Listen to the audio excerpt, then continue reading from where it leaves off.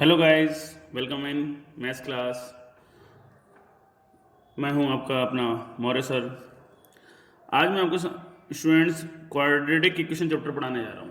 Maths में quadratic equation और quadratic equation आपने अगर मेरी प्रीवियस वीडियोस देखी होंगी ना, पोलिनोमियल्स और पोलिनोमियल आपने चैप्टर अगर ढंग से करा हुआ है ना, तो क्वाड्रेटिक इक्वेशन चैप्टर में आपको कोई दिक्कत नहीं होने वाली है। इस बात का मेरा दावा है, मेरी गारंटी है कि चैप्टर क्वाड्रेटिक इक्वेशन आप बहुत आसानी से कर लेंगे।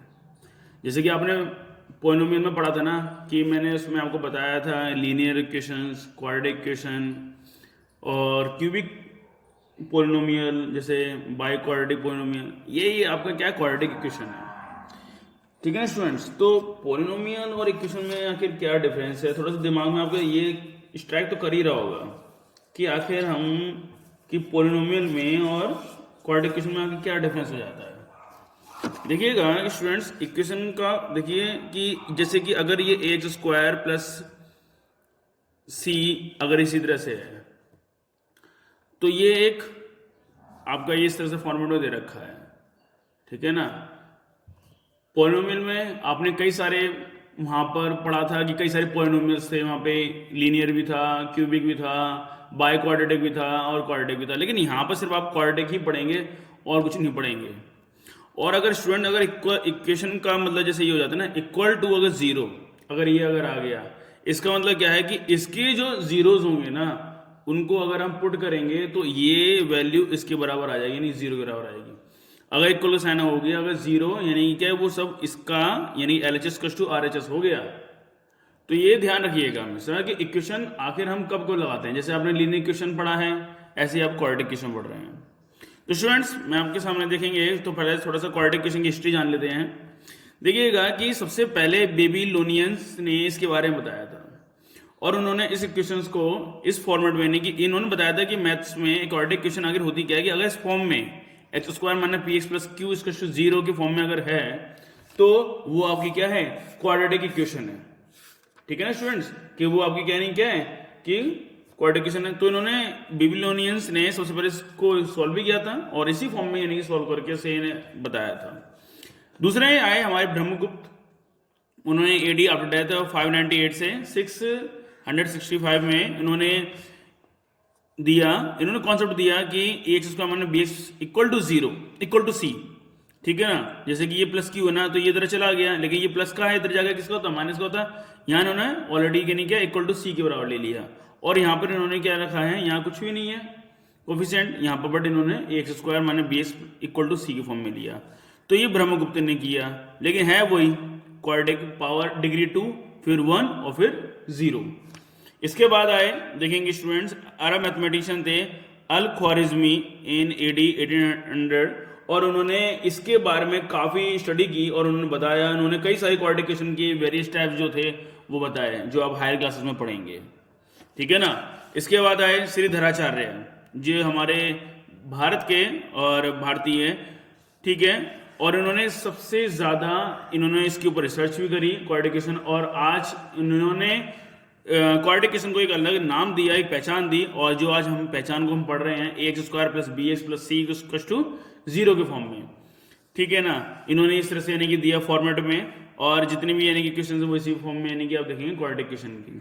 ठीक है। साथ ही साथ इन्होंने क्या कहा कि भाई जैसे कि कई सारे ऐसे ही हम क्वाड्रेटिक इक्वेशन बना देते हैं, लिख देते हैं। ठीक है। आपने देखा होगा कि कईयों के फैक्टर हो जाते हैं, कईयों के फैक्टर नहीं हो पाते हैं। तो जिनके फैक्टर नहीं हो पाते हैं वो भी क्वाड्रेटिक इक्वेशन होती हैं, बट जिनके फैक्टर नहीं हो पाते उनको फिर हम आगे सॉल्व कैसे करेंगे।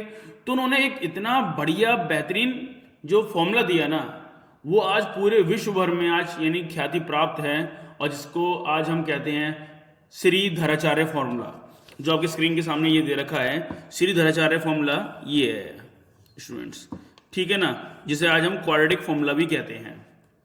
तो आप भी देखेंगे कि कोई भी अगर क्वाड्रेटिक इक्वेशन है ना, अगर आपसे अगर सॉल्व नहीं होती है या कोई फॉर्म अगर फैक्टर नहीं हो पा रहे हैं, तो आप इसको लगा दीजिए फॉर्मूले को, और इस तरह से यानी क्या है, आप दो यानी इसके जीरोज यानी निकल के आ जाएंगे। एक जीरोज आपका अल्फा होगा और एक जीरोज क्या होगा आपका बीटा, जैसे आपने पोलिनोमियल में पढ़ा भी होगा।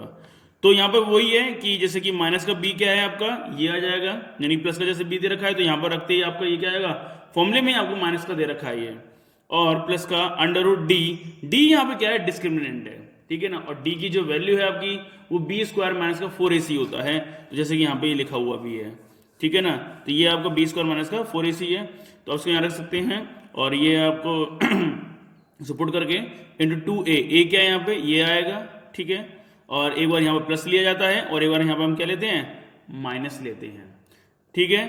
तो ये इस तरह से यानी कि क्या है, सरद श्री धराचार्य फॉर्मूले की हेल्प से हम क्वाड्रेटिक क्वेश्चन को, हम फॉर्मूले को यानी क्या हम कोई भी सॉल्व कर सकते हैं। तो देखेंगे आपके सामने स्टूडेंट्स, मैंने एक एग्जांपल ले रखा है और जिसको मैं सॉल्व करके दिखा रहा हूँ आपको मैं, कि x square plus 6x plus का 5 इसका 0 है, तो इसको मैं अगर मल्टीप्लाई करूंगा यहाँ पर अगर, तो मेरे को क्या हो जाएगा, मल्टीप्लाई करने पर क्या आना चाहिए, 5x स्क्वायर, और अगर ठीक है तो एक्स स्क्वायर प्लस का 5x प्लस का x, तो यानी कि 6, और मल्टीप्लाई करने पर यानी 5x एक्स स्क्वायर आना चाहिए, और प्लस करने पर कितना आना चाहिए, 6 आना चाहिए, 6x आना चाहिए। तो मेरे पास यानी क्या हो गया कि मल्टीप्लाई करने पर क्या आ जाएगा, 5x स्क्वायर, और प्लस करने पर कितना आ जाएगा, 6x। तो यहाँ पर मैंने क्या करा, दोनों में से फिर कॉमन ले लिया, x प्लस 5 हो गया, यहाँ से प्लस 1 कॉमन आ गया, x प्लस 5 हो गया, इसका 0 हो गया, x प्लस 5 और यहाँ पर कॉमन आ गया, x प्लस 1 रह गया, इसको 0, x माइनस का 5 और x माइनस का 1। तो ये इसके क्या आ गए, 2 जीरोस आ गए, ठीक है ना स्टूडेंट्स। अगर आप इनको यहाँ पर अगर पुट करेंगे तो यहाँ आपको क्या मिलेगा, 0 मिलेगा।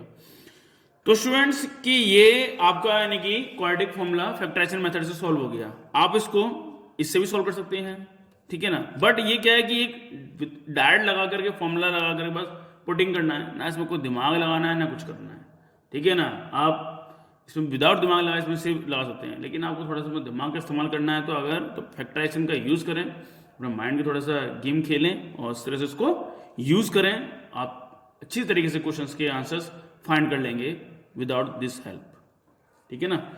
तो ये देखिएगा स्टूडेंट्स, और इसकी और प्रैक्टिस करिए। Good luck.